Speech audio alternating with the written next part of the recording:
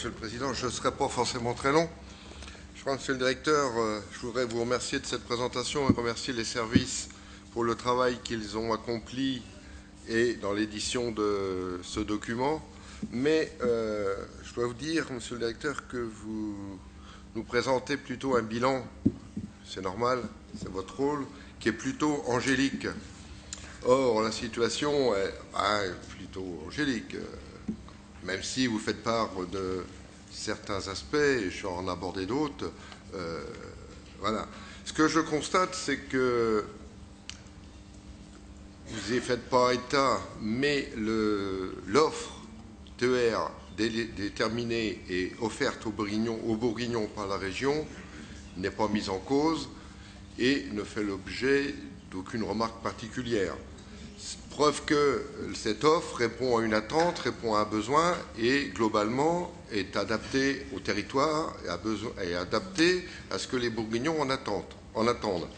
C'est en gros ce qu'on retrouve dans les comités de ligne qui ont lieu, où globalement cette offre est partagée, même si par moment il y a quelques adaptations à faire, mais qui sont normales. Un train à décaler ou ceci, cela, il faut tenir compte de l'évolution et des choses qui bougent sur l'ensemble du territoire. Ce qui est plus mis en cause, ce n'est pas tant l'offre donc déterminée par la région, c'est l'exécution de cette offre. C'est celle qui vous incombe, Monsieur le Directeur, et qui vous incombe à vous et à vos services. Bon, et on l'a vu, même si je dis que la présentation est angélique, parce qu'il y a quelques aspects qui pourraient être qui sont un peu plus critiques que ce que vous dites, et je crois que je ne suis pas le seul à le dire. C'est d'ailleurs une remarque qui a fait dire ce matin à Madame Coin que la compétence TER, non, la délégation de service TER a été déléguée par la région était dans de mauvaises mains. L'exécution du service était dans de mauvaises mains. Certains m'assurent que Mme Coin attend autre chose comme main, ça j'en doute pas, et que demain elle est prête à ce que la concurrence, le privé soit là et prenne votre place, Monsieur le Directeur.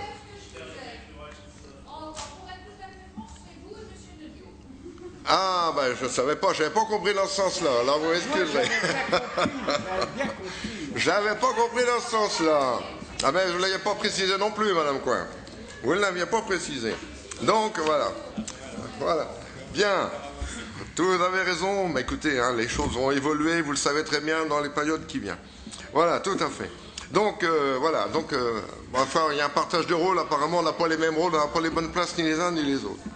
Par contre, sur l'exécution du service, certes, il y a ce qui s'est fait en 2014, mais j'attire l'attention de Monsieur le Directeur, c'est sur un certain nombre de mails qui me viennent ces jours-ci, ces temps derniers, et qui prennent appui, certes, sur 2014, mais sur la réalité d'aujourd'hui. Et je pense que ce rapport qui nous est présenté, qui retrace l'activité 2014, il faut le regarder 2014, mais 2014, on est aujourd'hui fin 2015, quelle évolution depuis 2014 ? Parce qu'en même temps, il y a des enseignements qui ont été tirés depuis et des choses qui se sont mises en place. Je voudrais juste vous lire un mail enfin un mail, j'en ai plusieurs, c'est tous à peu près la même chose, c'est pour nous rendre à notre travail, nous prenons les TER Bourgogne. Nous levons très tôt et rentrons très tard, cela nous l'acceptons car nous avons fait ce choix. Ça, c'est les usagers qui parlent. Ce que nous n'acceptons plus, ce sont les retards quasi permanents, matin comme le soir, les informations absentes ou erronées, ainsi que les annulations de trains. Ensuite, ils font état des difficultés qu'ils rencontrent pour un certain nombre de rendez-vous. Nous payons en moyenne 200 € et 23 € par mois pour le service. Or, ce service est régulièrement déficient, défaillant, calamiteux, usant nerveusement. C'est le propos, hein. Moi j'invente rien, c'est ce que les usagers m'envoient comme courrier.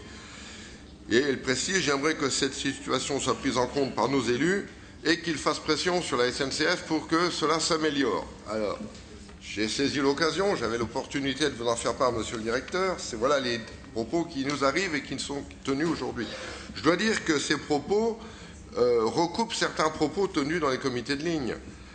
Quand dans les comités de ligne, les usagers nous font état des fermetures de bureaux, pas des bureaux de poste, mais des guichets de gare ou des gares, quand il nous parle de la propreté, quand il nous parle d'un certain nombre de choses comme ça fait partie de la qualité de service auquel ils doivent attendre, sur lequel il leur faut prendre conscience, nous faut prendre conscience et apporter des réponses. Voilà, tout ça, ça se traduit par ce que vous avez expliqué, certes une baisse de la fréquentation, une diminution des recettes de la région, donc une charge supplémentaire pour la région, mais une charge aussi qui est le cumul de ce que je viens de dire, mais en même temps d'un fonctionnement interne, à mon avis, où là aussi il y a à s'interroger sur la recherche d'économies qui sont celles effectuées par la SNCF, mais vous êtes mieux au fait que moi sur le sujet, et aussi une démarche qui est portée, qui est celle qui est plus à une démarche de régionalisation pour faire supporter davantage aux régions un certain nombre de charges qui aujourd'hui sont prises en compte par la SNCF. Cela doit conduire, et cela conduit la région à aborder de manière différente la future convention TER, mais ça a été déjà expliqué dans cette salle et on en a déjà débattu.